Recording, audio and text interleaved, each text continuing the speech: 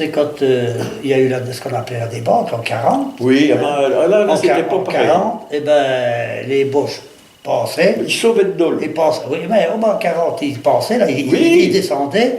Et je me rappelle qu'il y a eu un vent de panique. Et ma mère a pris peur. M. Robert, mon voisin, pareil, et sa femme était déjà malade. Ils ont attelé le cheval, ils ont mis des couvertures sur la voiture, puis ils sont partis jusqu'à Saint-Marcel, à côté de Charlotte. Et nous, mon père dit, moi j'ai fait la guerre de 14, je ne veux pas me sauver devant un Boche, hein, je ne quitte pas la maison. Ma mère dit, nous, ma mère tremblait comme une feuille, dit, nous, je m'armais chaud, on s'en va. Hein. Alors, il dit, je t'attelle le cheval, et puis tira, on était à Fontainebleau. Ben, moi j'y étais aussi, nous à Fontainebleau. Alors à Fontainebleau, on est resté la journée là-bas, on a pêché des grenouilles, c'est parce qu'il y a des petites morts, on pêchait des grenouilles, et puis le soir on est rentré.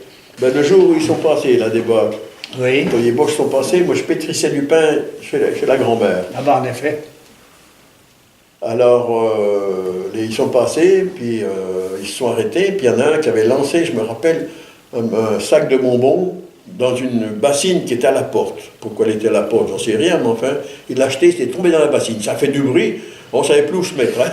On ne savait plus où se mettre. Et puis la grand-mère les a ramassés, elle a dit non, non, non, non, mangez pas ça, il y a du poison dedans. Villedieu était assez tranquille, disons. Il y avait de la résistance, c'est un fait, au château du Bas, là-bas. Il y avait, bien sûr, les écoliers, tout ça, ça se passait normalement. Seulement les gens n'ont jamais parlé, pourtant il y en a qui savaient, n'ont jamais parlé. Il y a eu beaucoup de discrétion, heureusement. Hein. Beaucoup, oui. Parce qu'il y avait beaucoup de maquisards à Villedieu. Dans beaucoup de familles, il y avait des résistants. Hein.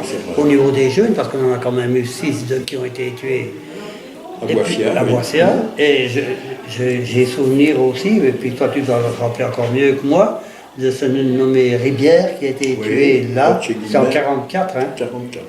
Ben là tu peux en parler parce que je pense que moi, on y a su quelques jours après. Moi je me rappelle quand il y a eu les coups de mitraillette, oui, je me rappelle c'était un jour qu'il y avait un atterrissage. Il y avait un atterrissage à Cauge. À Cauge, oui, à Orion. Et puis, il y a un gars, les Allemands sont venus, puis il y a un gars qui a été tué, c'était un gars qui était au maquis. Parce que quand il y avait des parachutages, le maquis se mettait sur les bois qui venaient de l'Once. De chaque côté, il y a des bois. Il s'arrangeait pour se mettre là. Si des fois il y avait les Allemands qui s'amenaient, il fallait les amorcer pour les retarder, puis prévenir ceux qui étaient sur le terrain pour qu'ils mettent les voiles. Enfin, les avions, ils arrivaient, hein. Il n'y avait pas de problème, il fallait bien qu'ils fassent leur boulot. Hein. Moi, je vous jure, j'ai jamais entendu parler de résistance de mes parents. C'est après la guerre. Ma mère, elle nous a dit, oui, ben, j'en ai vu, parce que je le voyais partir, je ne voulais pas savoir où il allait, je voulais absolument pas savoir. Hein. Alors, dit comme ça, j'étais tranquille, si j'étais arrêté, je ne pouvais pas parler. Elle n'a jamais su. Là, au café, en face, il y avait le jeu de boules. Oui. Tu te rappelles des quilles? J'ai assez joué aux quilles, c'est sûr. Ouais. Et bien au-dessus, on rangeait notre bois. Parce qu'il n'y avait pas l'électricité pour se chauffer. Il y avait une cuisinière, pas comme la table, mais guère moins. Il fallait mettre du bois dedans. Hein. Alors le bois, on le jetait au grenier, là-bas au-dessus. Alors nous, on le jetait à midi. Bon, allez hop, après manger, on jetait du bois. Le soir, on remontait, on en rejetait encore, puis ma foi, après, on le redescendait pour brûler. Puis un beau jour, on remonte au grenier, j'ai jeté le bois pour le rentrer le soir, on monte au grenier à bois, là-bas, on jette du bois, puis ma foi, on va dans un coin, un tas de bois. Je dis au frangin, on n'a jamais mis du bois dans ce coin comme ça, qu'est-ce que c'est que ce travail? Alors on va voir, mais c'était l'heure d'aller à l'école, alors... Le père, allez, il faut aller à l'école, c'est l'heure. Alors, on n'a pas regardé plus longtemps. Mais le soir, on est remonté. Pour savoir exactement. On a dit, on va aller voir quand même. Hein. Alors, on est remonté. Ben, enfin, il y avait des musettes de mitraillettes, de cartouches. Oh, ça vient des vieux, il ne faut surtout pas en parler. Hein. Ah, bah, c'est sûr. J'ai dit, on n'en parle pas. Alors, le lendemain, on est remonté jeter du bois. Ben, merde, il n'y avait plus rien. C'était tout parti. Ah oui, parce qu'ils partaient aux atterrissages, il fallait qu'ils fallait aient des bottes, il fallait qu'ils aient l'imperméable, il fallait qu'ils aient une couverture sur la tête. Et puis ils avaient la lampe électrique. Pour baliser. Parce qu'ils balisaient. Ils balisaient une piste. Oui, parce que dans les prix, il fallait à 20 mètres les uns des autres, d'un côté ou de l'autre. Puis au bout, ils mettaient une paille, puis une botte de paille qui mettait le feu pour savoir le vent. Ça s'arrêtait. Pour savoir le vent d'où il venait. Puisqu'il fallait qu'ils atterrissent face au vent. Oui. Alors voilà, ça se passait comme ça. Puis une fois que l'atterrissage était fait, qu'ils étaient repartis, bon, ben, tout le monde rentrait chez lui. Ah oui, il y a des fois que la nuit était courte. Hein. Oh, une fois, mon père, il avait emmené Néné. Néné, il voulait y aller. Il était pompier de Paris, lui. Oui, oui. Puis il a dit, moi, je ne retourne pas parce que c'est là-bas, on va se faire bouffer comme des rats. Ah, oui. Alors, il n'est pas retourné. Seulement, il était déserteur. Ah. Alors, il est allé voir Simonin, le général Simonin maintenant. Oui. Il est allé voir Simonin, puis commandait le maquis. Alors, il est allé voir Simonin, puis il a dit, bon, ben, tu rentres au maquis, je te fais un papier, comme quoi tu es au maquis. Alors, il a fait un papier, et puis il dit à mon père, il dit, je voudrais bien aller à un atterrissage ou un parachutage. Il dit, ah ben, il dit ça, je ne peux pas te dire, hein, on verra. Oui, parce qu'il était sélectionné. Hein. Oh là là, je le crois, il n'a rien dit. Puis, il est allé voir qui il fallait, mais je me rappelle. C'est Marié qu'il est allé voir. Ah ben Marié, c'était lui qui est à l'origine. Il est allé voir Marié. Du maquis ici, c'est lui qui a. Il a demandé Il était fromager là, à Villevieux. Il a demandé c'est lui qui a été exactement. contacté le premier pour former un groupe. Il a demandé exactement ce qu'il faisait, ce qu'il avait fait. C'était un jeune sérieux, c'était pas ci, c'était pas ça. Et puis il a dit bon, ben je communique ça à qui il faut, et puis je vous dirai la réponse. Alors il avait donné à Simonin. Puis Simonin a dit oui, mais c'est comme ça, on peut le prendre, il n'y a pas de problème. On peut avoir confiance. Alors, il est parti à Cauges. Ah oui. Puis quand ils sont rentrés, c'est le jour où Rivière s'est fait tuer. Ah oui. Alors ça tirait de tous les côtés. Ah bah tu prends. Ils sont rentrés au cimetière parce que quand ils partaient le long de la rivière là-bas, derrière chez Gaillard. Oui. Ils partaient là-bas. Parce que la fin de Charrière était juste en face. Oui, bien sûr. Il y avait juste le petit bout de route à traverser pour, et puis ils y étaient. pour aller dans les champs. Eh ben oui. Puis pour rentrer, ils rentraient dans le cimetière. Et puis ils ressortaient dans le coin du cimetière vers chez Nicolas, j'ai Georges Nicolin, tu sais, là-bas dans le coin. Ah ben oui. Où il y a le columbarium, pas le columbarium, le columbarium maintenant. Oui, d'accord, oui. Là, tu verras, il y a un passage large comme ça, il passait là. Ah oui. Il cherchait à emmener sa goutte par là, lui. Ah ben oui, ah ouais, pourquoi pas. Ça l'embiait pas loin. Ah non, ben non. Alors ils rentraient par là, puis ils étaient au café, quoi. Ah, oui. Ils passaient par derrière. Oui, puis ils arrivaient au café par derrière, par le jardin. Oui, par chez Mademoiselle Chou. Voilà. Alors ils arrivent au jardin, et puis ma foi c'est bon, ça pétait de tous les côtés, ils sont entrés sous le jeu de quilles, et puis ma foi ils ont attendu un moment. Et puis à un moment donné, ça a l'air d'aller mieux, et ben, le père dit à l'aîné, il dit allez hop, tu rapproches chez toi, tu rentres dormir vers nous, et puis on va aller boire une bière.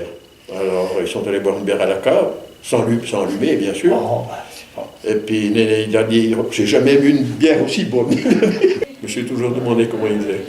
Mais il y avait toujours des gens qui tuaient un veau, qui tuaient un cochon, qui tuaient alors. Il y a moyen de s'approvisionner, quoi. Ah oui, il y avait moyen, hein. Puis c'est vrai que les gens étaient vraiment, disons, bien faits pour fournir un peu de viande à un prix d'eux. Mais enfin, c'était la viande quand même. Hein. Ah oui, oui, beaucoup, oui.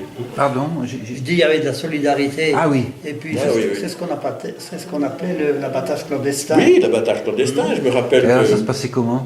Bah, dans une ferme, ils tuaient dans les fermes.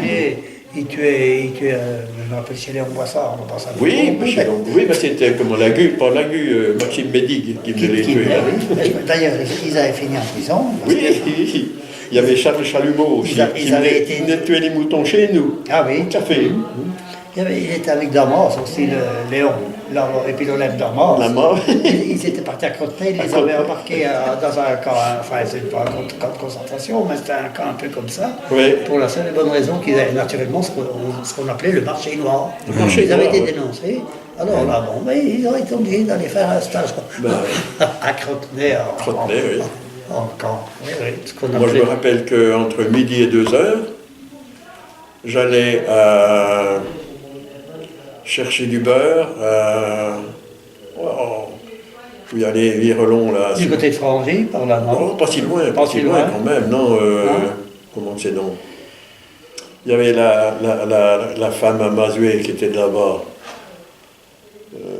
La femme à Marcel Mazué. C'est Sotsar. Sotsar, voilà. Oui. À Sotsar, le beurre était dans le puits. Alors j'allais en vélo jusqu'à Sotsar. Je revenais, puis je mangeais un petit morceau, puis je partais à l'école. Oui, Sotsar, oui. J'allais chercher 1,5 livre, 2 livres de beurre. Oui, je me rappelle, mais ça... Parce que les Saint-Caudiens, bien, ils en avaient point, alors... Puis pendant ce temps-là, le père se renseignait où il y avait une bête qui était tuée, et puis il y avait une chambre au-dessus, où il installait les draps, et puis il mettait la viande dessous, puis il recouvrait tout. Voilà. Les Saint-Claudien venaient, puis ils choisissaient. Il y avait les Saint-Claudiens qui venaient chercher aussi du ravitaillement. Alors il y avait le meunier, il faisait des farines blanches, alors que c'était interdit. Mais il faisait des farines blanches en sac d'1 kilo rangés pour les gars qui venaient, les Saint-Claudiens par exemple, en des vélo, trucs comme ça. En vélo, ils venaient. Non, oui, il y avait le taco quand même. Moi aussi, mais moi je me rappelle, il y a un gars qui est venu là en plein hiver, c'était, je ne sais pas si l'hiver 43 ou 44, je ne me rappelle pas exactement quel hiver c'était. Il y a un gars qui venait de Saint-Claude, il est allé jusqu'à chez Mazé, là au moulin, il prenait du maïs parce qu'eux, ils ne faisaient pas le blé, hein, ils faisaient Oui, d'accord. Pour faire les gouttes, quoi. Eh bien, en s'en allant, là, il est mort il a congestionné devant chez Bagnard. Chez le père Robert à l'époque, tu vois. Il est tombé de vélo, pauvre, une fois, il y avait une sœur de Lyon, elles avaient tout un orphelinat. Elles n'avaient plus rien à manger. Elles venaient dans les fermes pour voir s'il y avait moyen de leur vendre quelque chose. Bien sûr. Elles arrivent chez nous. Alors, elle dit, vous avez rien. Mon père dit, écoutez, j'ai une vieille truie qui faisait plus de portée. Et puis, il pensait l'amener à la foire à Blétran. Elle dit, mais c'est qu'il faut nous la vendre. Il dit, écoutez, vous ne pouvez pas emmener une truie comme ça, vivante à Lyon. Mais il faut nous trouver quelqu'un. Il y avait une sœur qui était alsacienne. Je dis, moi, je la tuerais bien, moi. Mon père dit, écoutez, non, il connaissait un gars il était de l'Étoile. On va essayer de le joindre, s'il peut venir à l'époque on allait en vélo, bien sûr. Il fallait trouver c'était un nommé Paul, je me rappelle. Il est venu, il était tueur à peu près comme moi. Il plante le couteau comme ça, mais tout droit, mais au lieu de saigner, il n'a au cœur. Il n'a rien saigné. Il a tout gardé. Tu penses, tu es mais au cœur, le couteau, pas tout droit. Alors, ils ont pris la truie, ils l'ont mis dans le camion, ils ont mis des chouards par-dessus, et puis ils sont partis avec la truie. Ça fait pas, ils l'ont bien mangé. Je me rappelle encore de ce coup-là. Je vois encore ce grand pont d'étoiles. Je me rappelle une fois il y avait on avait un landau de gamelle avec des petits trous comme ça. C'était une caisse qui était profonde, incroyable. Hein. C'était vraiment profond. Hein. Et puis on allait chercher de l'herbe pour les lapins de temps en temps, parce qu'on faisait les lapins, on faisait un peu de poules, on faisait un peu de cochons. On avait 2 cochons tout le temps. Hein. Alors, le père nous dit, il faudra prendre la charrette et puis aller voir chez Jules Coulon, il a fauché de la luzerne. Vous ramènerez de la luzerne pour les lapins. Bon, d'accord, alors on y va avec le frangin. On va chez Jules Coulon, Jules était là-bas, il prend le chariot, il dit, laissez là les petits, je vais aller charger la charrette. Alors il a chargé la charrette, puis il nous l'a ramené, il y en avait haut comme ça dans la charrette, ça débordait en cause sport. On est allé sur la place, puis on a trouvé 2-3 copains, puis on joue aux billes, avec la charrette. Seulement la charrette, il y avait 50 kilos de viande dedans. Alors le père vient et dit, autant bien rentrer, hein, les lapins ils attendent l'herbe. Hein. Bon, on y va. Voilà, comme ça se passait. Je me rappelle ceux qui étaient à la grange de paille, là, ils venaient chercher des œufs, ils allaient dans les fermes pour avoir des œufs. Bien sûr. Et je te dis, c'était des vieux, ils appelaient ça les territoriaux. Bien sûr. Alors des gars qui avaient 40-45 ans, mais qui étaient là pour maintenir une certaine discipline. Eh bien, ils venaient chercher des œufs. Ma mère, elle tremblait, ils y voyaient. Hein. Et je vois encore cet Allemand-là. Il disait à ma mère, mais on ne veut pas du mal à tout. C'était le seul qui parlait un peu français. On ne veut pas du mal à tout le monde. Hein. Mais il voulait payer. Non. Alors il laissait le prix d'une douzaine d'œufs. C'était des vieux qui c'était pas des SS. Hein. Des gens qui. Alors ils venaient dans les fermes et puis ils venaient chercher. me rappelle, on était tout gamin, mais tous ces trucs-là, ça nous avait marqué quand même. Nous, on avait un coin de pré qui était juste en face de la grotte de paille. Et ils avaient ramené ce qu'ils appelaient les territoriaux, c'était des gens des vieux, des gars de 40-45 ans qui étaient là, qui gardaient le terrain là. Ah oui, d'accord. Ils nous avaient fait planter des piquets. Des piquets. Des morceaux de piquets électriques. Ah ben, on plantait des piquets. Il fallait les avions atterrissent. Il a fallu mettre un hectare de piquets. Ils nous avaient quand même donné le droit de les enlever, mais pas tout le monde d'un coup, bien sûr, mais d'en enlever pour pouvoir faner. Les Allemands qui circulaient dans Saint-Didier. Oui. Et je crois qu'ils étaient à la formation qui se retrouvaient avec des maquisards. Il y avait deux maquisards, et puis ils ont dit, bon, on va les débarrasser. Oui, ils les ont descendus. Ils les ont descendus. Puis après, ils les ont jetés dans une fosse à la fromagerie. Ils étaient morts. Et puis, il fallait à Lons, là-bas, les voyant pas rentrer, ben, ils sont venus faire des représailles, quoi. Ils sont venus voir. Ben, ils ont bien su qu'ils avaient été tués là. Et puis, quand ils ont vu qu'ils avaient été tués là, alors là, ils ont rappelé du ravitaillement des personnes avec mitrailleuses et tout le bazar, et puis ils ont tapé dans le tas. C'était un mardi matin. Ceux qui se sauvaient, on les remettait dedans, dans les feux. Ça chauffait. Je me rappelle bien le coup parce que c'était un mardi matin, on devait aller chercher tous les ans, on allait chercher des oies au printemps à Belfort parce qu'il y avait le marché, et devant là il y avait Belfort. Et j'allais avec ma soeur, on devait aller chercher 2 oies. Tous les ans, on faisait 2 oies qu'on gardait pour Noël. Alors on devait partir, et puis depuis chez nous, on voit bien Saint-Didier. À l'époque, c'était pas arboré comme maintenant, tu vois. On voyait bien, et puis on voyait fumer, on a dit, bah, moi, je pense qu'il y a, mais ça fume drôlement là-bas sur Saint-Didier. Puis après, on a su qu'il y avait eu donc cette attaque. Ben, mon père était monté au clocher avec le père Biatois, le René Biatois. Ah oui. Il me disait, après, il nous disait, c'était pas chouette, il y a une fumée noire qui montait. Oh, bah oui, ils avaient brûlé plusieurs maisons. Hein.